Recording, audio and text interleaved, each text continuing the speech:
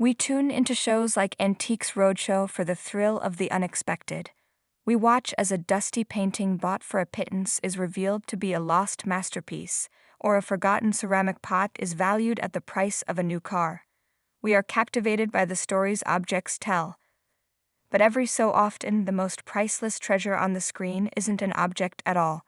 It's a person, and in a truly unforgettable special, host Fiona Bruce was reminded that the most captivating stories, the ones brimming with life, humor, and a little bit of spice, often come from the people who lived them.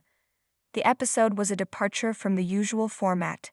Instead of a village hall filled with hopeful collectors, the cameras were set against the historic and hallowed backdrop of Bletchley Park. This wasn't just any country estate. This was the nerve center of Allied code-breaking during the Second World War. It was a place of immense pressure, staggering intellect, and seismic secrets, where the course of history was altered within the walls of unassuming red brick huts. The air itself seems to hum with the ghosts of whispered conversations and the frantic clatter of Enigma machines. Fiona Bruce, with her characteristic warmth and genuine curiosity, was there to uncover the human stories behind this legendary location. Her guest was not an item, but a living legend, Hazel Halter, a 100-year-old former Bletchley Park codebreaker. With a twinkle in her eye that defied her century of life, Hazel sat down, a direct, breathing link to a past most of us have only ever read about in textbooks. You could feel the respect in Fiona's approach. She wasn't just interviewing a subject, she was sitting at the feet of history. "So paint a picture for me of what life was like here at Bletchley Park," she began, her voice soft, inviting Hazel to open the vault of her memories. "You've got all the different huts here. What was the atmosphere like?" Hazel, sharp as a tack, immediately transported them back 80 years. She described a world of intense focus and camaraderie, a bubble of secrecy where she and her 5 closest colleagues in the Auxiliary Territorial Service, ATS, formed an unbreakable bond. "On the whole, there was 6 of us who kept to ourselves. We lived together," she explained. Their work was so top secret, so compartmentalized, that they couldn't even discuss it with the RAF girls or other service members on the same grounds. They were a unit, a sisterhood bound by a duty they couldn't speak of. But Fiona, ever the skilled interviewer, knew that even in the midst of a global conflict, life goes on. These were brilliant, dedicated young women, but they were still young. There had to be more than just ciphers and secrets. There had to be moments of joy, of escape, of simply being alive. And that's when the story took a delightful, unexpected turn. Hazel's expression shifted. A playful memory dawning. They may have kept to themselves during work, but their social lives occasionally intersected with a new, exciting presence on British soil, the American jazz.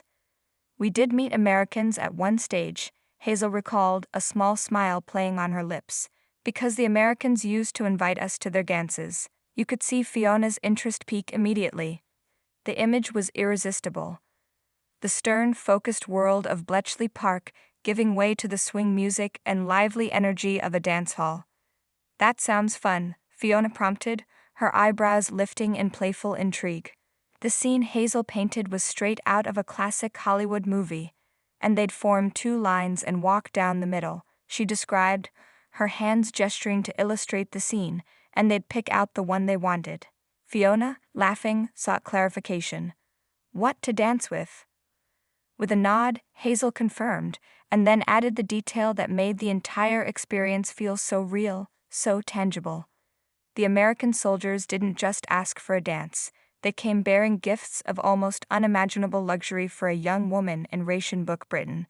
Then they'd present us with a corsage, she said, her eyes lighting up at the memory, and a pair of nylons. For a modern audience, it's hard to grasp the sheer power of that statement. Nylons were more than stockings. They were a symbol of glamour, of peacetime, of a world away from khaki and utility clothing. "We'd never had nylons before," Hazel exclaimed, and in that one sentence you could feel the thrill she must have felt as a 20-year-old girl. It was a small taste of a different, more vibrant life. So of course they went to the dances.